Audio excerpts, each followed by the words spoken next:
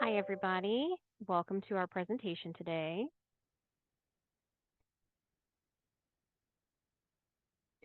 So, a few things as we get started. Please remember that,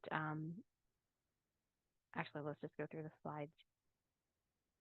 So, please remember that Family Matters is unable to offer CEUs for training participants. You can email me. My information is shared in the chat with, request for certification of attendance for today. Family Matters is not a legal service. We cannot provide you with any legal advice or legal representation. Information shared with you during this presentation is not to be considered as legal advice. We are also partially funded under the U.S. Department of Education. However, the contents of this presentation doesn't necessarily represent the policies of the U.S. Department of Education, and you should not assume endorsement from the federal government. So just to remember, this webinar is being recorded, and the recording will be available on the Family Matters website following the presentation. A link to all the handouts is being shared in the chat box, so you can follow along. Please use the chat box to state your name, title, and organization that you come from. So if you're a parent, you would say John Doe, Dad. If you are a self-advocate, you would say John Doe Self-Advocate, or if you work for somewhere, you would say John Doe, U.S. Department of Education. So please use the chat box for that. All questions should be put in the Q&A box. This helps me to be able to stay organized and answer your questions upon receipt of them. And don't forget that there will be a brief survey available for you after the presentation today. Thank you, Laura. After the presentation today, make sure you fill out our brief survey. It helps us to make sure we're providing content that's useful. And a copy of the presentation will be sent to you following the presentation by email. So what is Family Matters? If you're not familiar with us, we are the state's parent training and information center. We serve 94 counties outside the Chicago area in Illinois. We are first and foremost an educational advocacy helpline. So self-advocates, what we refer to as self-advocates are student or youth or person with a disability will contact our office asking for more information and understanding their rights and responsibilities regarding special education. Their parents, caregivers, teachers, professionals working with those self-advocates also contact our office for the same reason. So we also hold the state's grant to train our educational surrogate parents. So to find out more about the Educational Surrogate Parent Program and a way you can volunteer to help kids or self-advocates and children in Illinois, please visit our website. Once a year, we offer our Compass program, which stands for coaching others and mentoring parents about school services. Compass is a great way to learn the basics of advocacy and special education in the state of Illinois. So I encourage you to sign up for that program. We always have it in January every year. We offer once or twice a year the Daisy Data Educational Program. Carrie does that. That is getting ready to happen, I believe, September this year.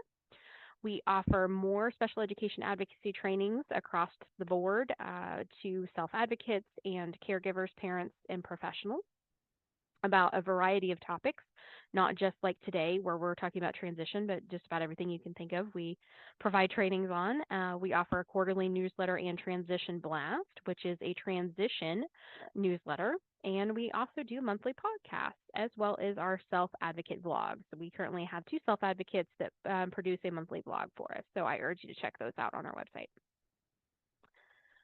Family Matters employs 2 full-time educational support coaches, myself, which is Abby Mars, and Carrie Potter is my counterpart. We do all the trainings for everybody. But today we're going to learn about, our presentation is titled today, Hey, Where's My Transition Plan? And I'm really, really proud of this transition curriculum. We worked with a grant under Y Facets and partnered with other PTIs across the country to develop this curriculum. And this curriculum is helped to designed for youth to help them understand what their transition plan is. So it is, the target audience is self-advocates ages 14 and up, of course, professionals working with those self-advocates, parents working with those self-advocates, guardians, caregivers. This is a great presentation for you as well. So we're going to cover some things today.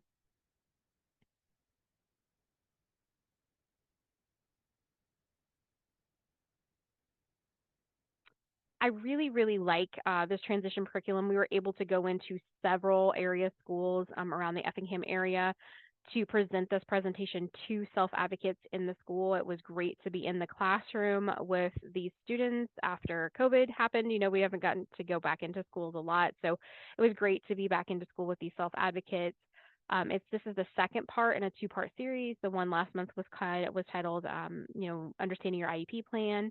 So this is its counterpart. So let's remember that what is transition? Transition means you're changing from one thing to another. In our case, it's about your future and where it will lead you after you leave high school. Transition can be exciting because the next step you take will be a whole new adventure. And transitions can also be a little scary because nobody likes change, right? You might have to learn to do things different than you've done before, and you may not be sure what to expect for things to come. But when your parents and your teachers and your caregivers and other professionals you're working with, you've probably heard the word transition a lot, especially if you are age 14 or older. So for students in the state of Illinois that have an IEP plan, as you turn 14, your school will start to develop and do assessments to give you a really good transition plan, okay? And this transition plan is how we talk about what your future may look like. So what your life in the adult world is going to look like. So this is a very scary time. You go from usually around 7th and 8th grade into high school, which is a big change already, and then we develop this transition plan for you. But when you were young, the grown-ups in your life probably did most everything for you about planning your future. This is a chance for you to be able to plan your future on your own. Okay? And because you're a student that has identified as having a disability and an IEP plan has been written for you, you get a whole team of people to help you navigate this process. You will need to choose goals that matter to you. That means you need to figure out where you want to be and what you want to be doing, which can be scary. A transition plan serves like a compass or a GPS system or a Google Map system, okay? We're here, like for me right now, I'm in Effingham, Illinois at the Lincoln Land Building, and I want to be in Springfield, Illinois at Hope School. So I put that into my phone on the map system, we all know that it gives me little dots and it shows how long I'm going to take to get there. You might do that on Snapchat or Life 360, and it shows you all the turns that you need to go to get to your destination. Your transition plan is very much like that. Okay, we've identified that you're a student with a disability. We've wrote an individualized plan for you. Remember we talked about last session putting the I back in your IEP that's individualized for you? By paying attention to what works in your IEP, we can make sure that what you learn and the skills that you need are there to help you after you graduate when you leave school. Your transition plan is part of your IEP. It's not a separate document. It's attached to your IEP. And a good transition plan includes instruction, community participation, and activities to support your goals. So here we talk a little bit about asking your teacher or professionals you're working with at your school about student-led IEPs. So I think we do a whole nother session. Carrie does a great session on student-led IEPs, so make sure you're checking that out and showing how you can lead your IEP meeting. So let's talk a little bit.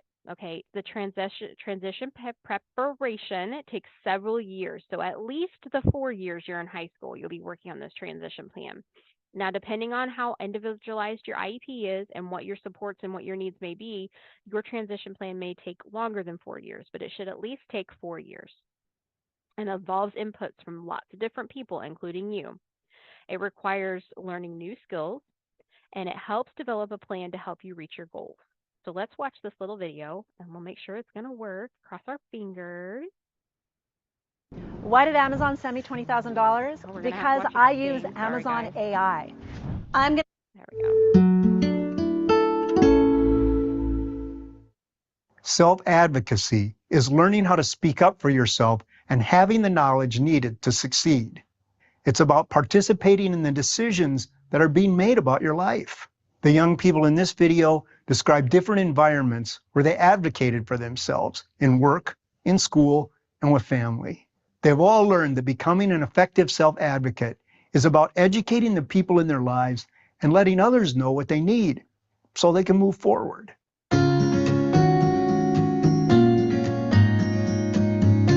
Advocating for yourself takes a lot of courage and practice.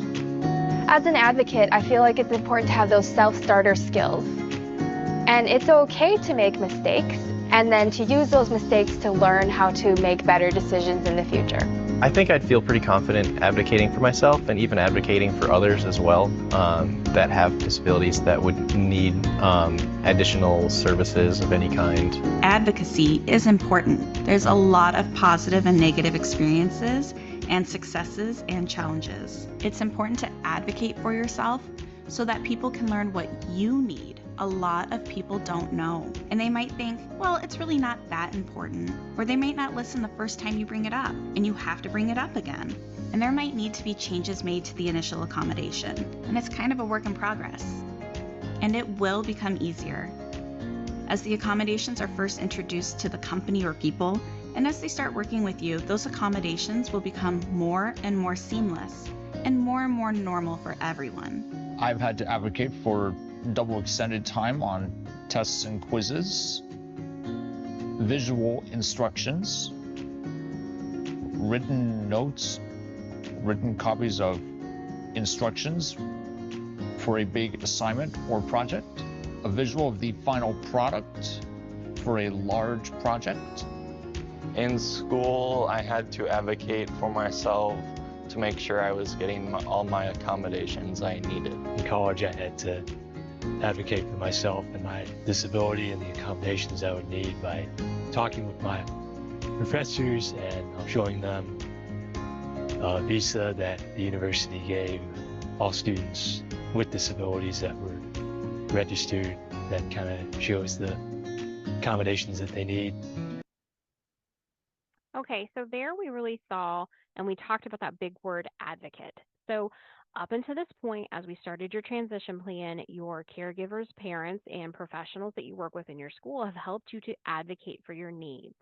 But we've also been doing something really big, guys. We've been preparing you to advocate for yourself. So this transition plan is a great first step to really focus on what you want your life to be like.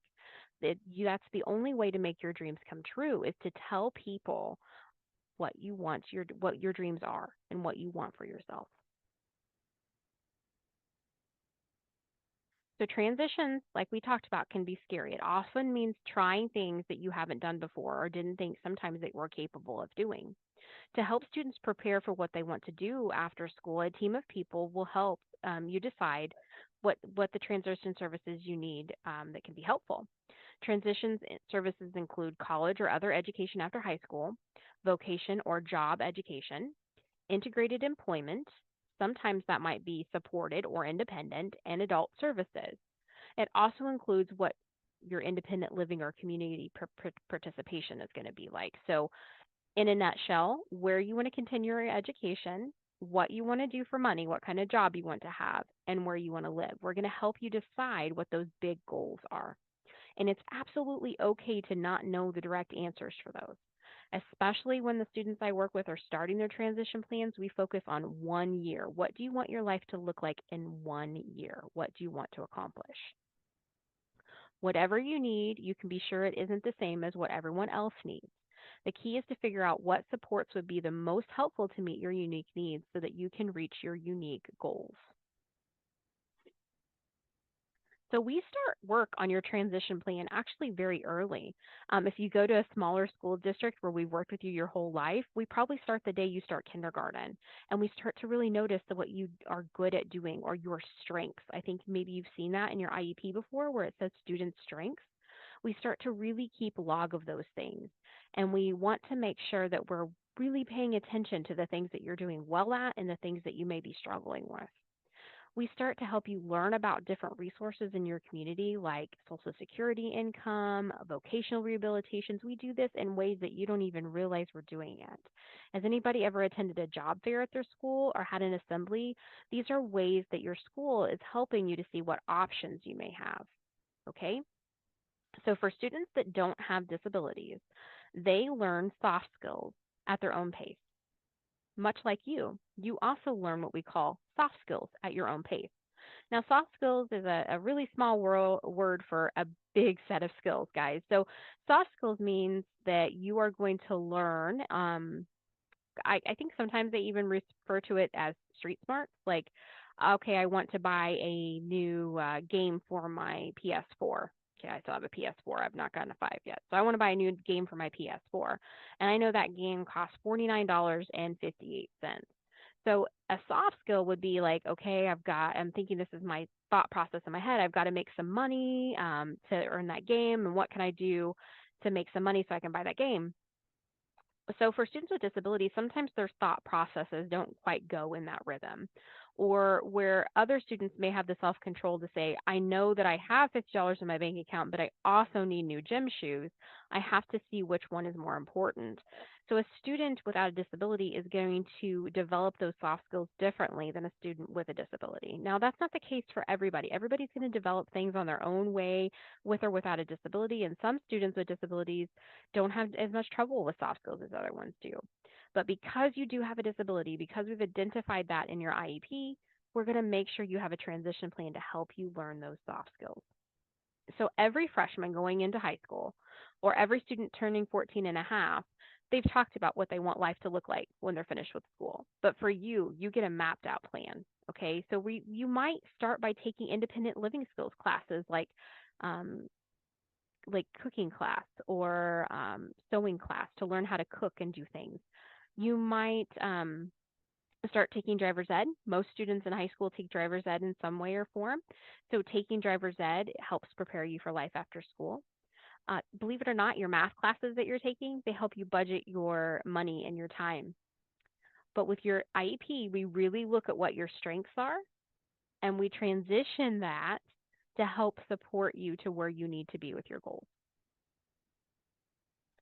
So these strengths that we've talked about, every IEP you've ever had up until this point, they really transition or move into something a little bit more important than just stating you're good at this, okay? I want you to think of something right now that you're good at. I don't care what it is, if it's school related or not, something I'm good at. Okay, so for my example, I'm going to put something I'm good at is public speaking. All right. Now, something I really like to do. I like to really teach like I'm doing right now. I like to sit and teach webinars. What's one thing I'm more interested in? I'd like to learn more about how to budget better. I'd like to learn more about how to budget better. And what's one of my skills I could use to work on this? Well, since I like to teach, I like to develop a webinar, I could develop a webinar about budgeting. So we see here how we're taking something that I'm good at, which is public speaking, and I really like to teach, and I'm combining those together. Then I'm finding something that interests me. I really want to learn more about budgeting, and I'm moving that into a work skill. Okay, I can work on it, and that work skill can transition into some form of employment. So that's where our strengths, where we can focus on, okay? And the great thing about transition goals is they all roller coaster and ball into and work from each other, all right? So this here's a little exercise to talk about things that you could work on, okay? So I'm going to read each question out loud, and you just think in the back of your head about these areas. So our options are, I can do this, I need to work on this, or I may need help doing this, okay? So our first one is talking about my disability. Can I do this independently? Do I need to work on this more, or do I need to understand it? Maybe I need some more help before I can do it. What my strengths are. Setting goals for myself. Working with others. Sharing ideas with others. Knowing what I need to complete a task and requesting those accommodations. Knowing who I can trust. Speaking up politely when I disagree. Asking questions when I don't understand. Being active in my IEP transition. Planning meetings. Being comfortable with my personal story, and knowing where to set limits about what I share. And then an extra one there, talking to my doctor about my health care. Am I comfortable with that? Do I need help with that? This is a great way, guys. This is just a bunch of random questions we've put in here to see how well you self-advocate, how well you're able to self-advocate your skills. So the ideal is I can do this all by myself independently, and I have no issues with this. So if you're able to do that, great, keep working on it. If you need to work on this, then do that too. Keep working on this. Find out ways you can help, get help from others to work on it. And if you need help with this, talk with the people surrounding your transition plan about how you can do these things better. So after high school, the rules change. Bottom line, services available to you after high school are based on your eligibility. So things really, really shift. Up until now, you've worked under some federal guidelines called IDEA. And IDEA basically states that all students, whether they have a disability or not, have the right to a free and appropriate public education. So it's your school district's job to make sure that they are giving you access to that education in some way or another. But after you graduate high school, after you have that diploma or your certificate of completion, things change. Okay, you're no longer eligible things just because you have a disability. You have to apply for things and see if you're eligible based on what you need, based on your support level. But you are eligible to get some help, some things we call accommodations. In college and at a workplace, you can have accommodations. So you might speak with your student services about getting some extra accommodations, maybe some extra time to take a test or typing things out instead of writing them out. Same way with employment, you can speak with your supervisor and talk to them about what kind of accommodations you might need at your job. Okay? So going to college or training after high school will help increase your knowledge and prepare you for a career. So you can see that if I choose to go to some type of extra training, whether that be college or trade school or a certificate program or a sheltered workshop, I can learn how to do skills that can transition then into employment. But we know that we're going to develop 3 different areas with your transition plan. And those areas are going to be where you want to go to school, where you want to keep learning at after high school, where you want to work, and where you want to live. So this is an example of exploring our options. So we talk about education after high school. Now, education doesn't mean the same as it means now. You're not going to be required to go to school from 8 to 3:30 every single day on a school bus with friends. It looks different for everybody. So some people choose the path of college. When you go to college, you can go for 2 years, 4 years, or more years than that. You can go all the way up until you have a doctorate and lots of different things. It just depends on how long you want to go to school. And I want to make this very clear for you to understand. You don't have to know what you want your career to be to go to school. You can start off small and learn more about things and decide later. I've decided 3 or 4 different times what I wanted to do, what my career to be before I started school. So we're going to develop a goal based on what you want to do after school.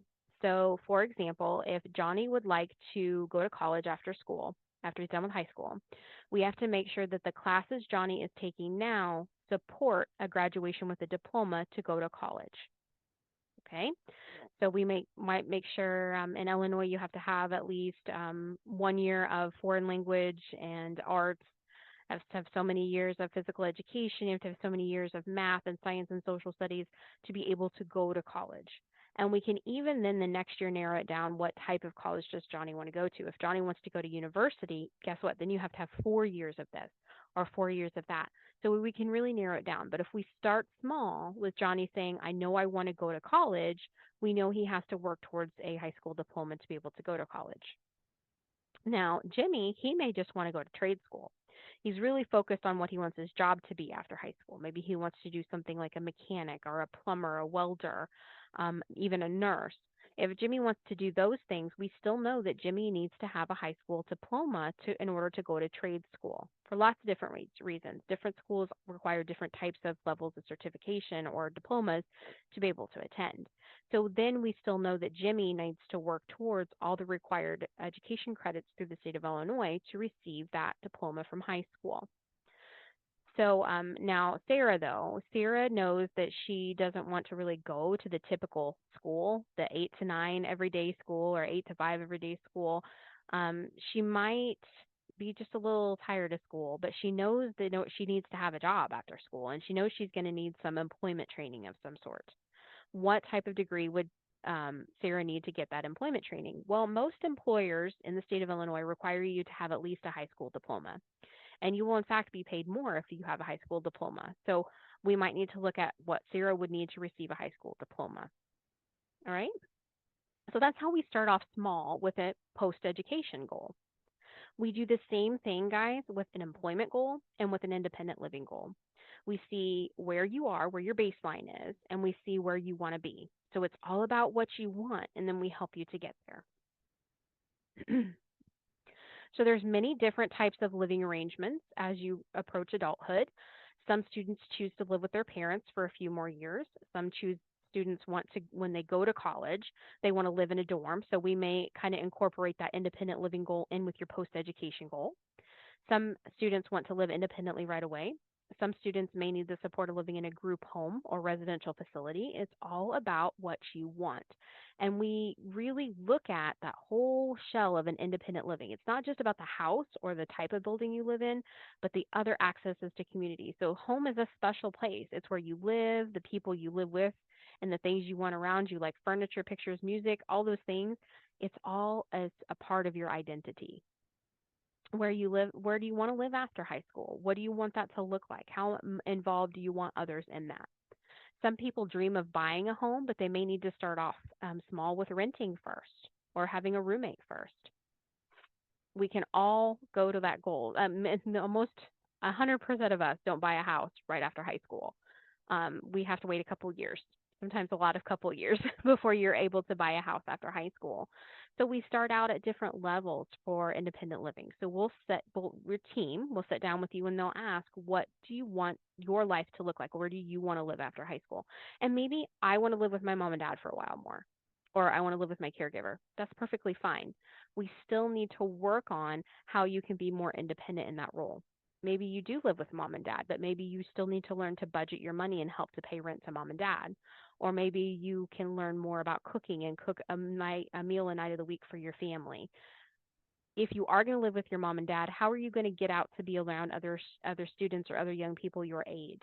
Okay, can you start to join different activities? Are there clubs at the college you could go to? We look at all of these options. Your independent living is about more than where you just live at. It's about what you do in your life, what type of relationships you want to have. Maybe you want to have a romantic relationship with someone. Maybe you're not interested in that at all. We can help you to get to those goals. We even work on, you guys, your voting rights, how to understand those voting rights and when's the appropriate time to vote, that you do have the right to vote. I have a student right now I'm working with. We're actually training her to be an election judge for the upcoming election years so she can be a part of that process. So we help you learn all of these things, how to do your taxes, yuck, or at least how to find somebody to help you do your taxes, how to drive a car if you can't drive a car. If you have no interest in driving a car, I have a couple of students that have no interest in driving a car. We help them to learn how to navigate their own transportation. So that's all included in your independent living goals. Now you can see how some of those independent living goals might carry over to your education goals or carry over to your employment. So this talks about more places you can receive help for knowing your housing options.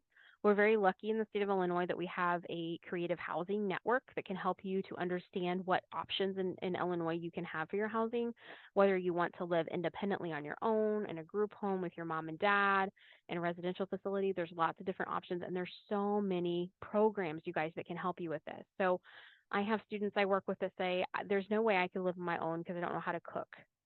Okay, well, we can look at offering you some cooking classes while you're in high school or even after high school. You may qualify for a personal assistant to come into your home and help you to cook. There's lots of different things. There's lots of different options. Most of these options, these supports are provided to you through a Medicaid waiver.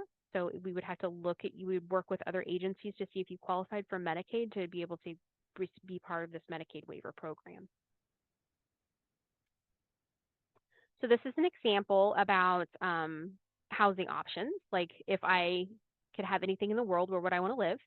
So if I could have anything in the world, I would want to live in a shotgun style house in New Orleans. That would be my dream. But guess what, guys? Those cost like $2.5 million. I can't afford that, right? So I might have to start off small by living in an apartment. And I would rent in that apartment. And I would try to save money while I'm renting until I could move into owning a house in my community where my job is, where my friends are. After that, then maybe I can slowly at a pace transition to moving to New Orleans in my shotgun style house. Okay, so we'd have to start off small, and we do that by naming what your number one choice is, what your second choice is, and what your third choice is. And we usually start smaller with your third choice, and we keep building up. But we really identify the supports you'll need to be successful in your community and how you can be a productive part of your community and live where you want to live. So this is a great example of about a student here that really wants to live independently in her community. In order to live independently, she needs a job to pay for that community where she wants to live at in her apartment. And with that job, she needs some training. Okay, so we talked about, okay, this is how they roll into it. What can we offer you in high school so that you can get this job? Well, she needed at least a high school diploma. So we sat down as a team and we talked about all the credits she would need to receive that high school diploma. And then she wanted to enter this apprenticeship to be able to work in this organization. So what did she need to get into that apprenticeship? Well, she needed some work experience. So then we had to work together as a team to find her a job so she could get that work experience. But she had a little bit of a barrier. She didn't want to drive. She was nervous to drive. What could we do? So we looked in the community to find her support so that she could get back and forth to work and get back and forth to her educational program. So this is a way she's taken advantage of a busing system. So in her rural community, that was called Central Illinois Public Transit. And we were able to get her a bus pass at a very discounted rate because we took advantage of her Medicaid waiver program. And that bus could take her to work, not home from work. So then we had another hurdle we had to cross, but we found a way. And then she got to work to get the work experience to do the apprenticeship. And now that she has the apprenticeship, she can save money to get her independent apartment that she wants to in her community. But because she learned how to navigate that bus system, she overcame that transition barrier, that transportation barrier. She's able to do lots more things. She just started doing a painting class. She's going to bingo on Wednesdays. She went on a trip with the bus to a bigger town nearby and got to go shopping for the day. So you'll find out as you might be presented with a difficulty right in your face right now, once you learn how to jump over that hurdle, it opens up lots of other doorways too. So this is just an example. Even small little rural towns can have transportation services. If they don't, they might have a Lyft program or taxi program, DRS, or what's known as the Department of Rehabilitation Services. They can even sometimes help with you to funding to hire someone to drive you places. So even though you're faced with hurdles and you're scared of how you're going to get over those, don't let those hurdles limit you. We can put supports in place to help you around that barrier. So here's some examples of circle things in your community that you will for sure be doing when you live independently. So for this student, she knew she was going to have to go shopping. She knew she'd have to go to the doctor. She really liked to go dining out and go to church, go to the bank. These are all examples of things I'm going to have to do. Now, how am I going to get there? So you literally can draw the line. Do you have a train system in your community? Could you ride your bicycle? Could you walk there? Can you drive yourself? Can friends and family take you? Here's all these different options. Guess what? Even if you plan to walk every place you go, taking driver's education and understanding street signs and stoplights is going to keep you safe when you're walking there. So that's the way our high school services can help prepare you for community living when you leave school. They can make sure that you're taking driver's ed and applying that to even if you're going to bicycle or walk places, or even if you're going to take the train, because guess what? Sometimes when you're on the train or the bus, you have to know what stop you're getting off at, right? So that's an example. Here's some more great resources. The PACER Center is our National PACER Center on Transition and Employment. I have included stuff on DHS here. We don't talk a lot about that in this presentation, but the DHS services can help connect you with a lot of great resources. Lots of different things like being on the PUNS list can be helpful. That's another presentation entirely. But these are things that those other people at your transition meetings that don't work for your school are going to talk to you about. So as you have more transition meetings, other community agencies might visit there. There might be someone there from Family Matters to help you advocate. There might be someone there from the Department of Rehabilitation Services or the local community college, but they're all there to put that plan together. And this is an example. Every county in Illinois has a Center for Independent Living. Sometimes they share with other counties. So this is just an example. This is Decatur, Sale, which covers Shelby, Christian, Macon County. I think there's another one in there, Coles. So that's just an example. If you're in the Effingham area, you're going to go for Ophicil, like there are lots across the ways. So everybody has a Center for Independent Living. In the slides that are the more paperwork that comes to you after this presentation, other CILs are listed. So make sure you're contacting your local Center for Independent Living. They can attend your transition and IEP meetings as well to make sure those barriers that you're facing can be overcome. Some more resources. Here's the contact information for Family Matters. Again, this is adapted from a transition booklet created by Family Voices of Tennessee. If you're interested in how to make your transition plan more personalized for you, please contact our office about doing a person-centered plan to help you advocate your needs to your IEP team about what you want your transition plan to look like. If you don't live in the counties that we serve, if you live in the other 6 counties in the Chicagoland area, this is the contact information for FRCD. So you can talk to them about how to get better transition supports. And at this time, I will stop the recording so that we can take questions.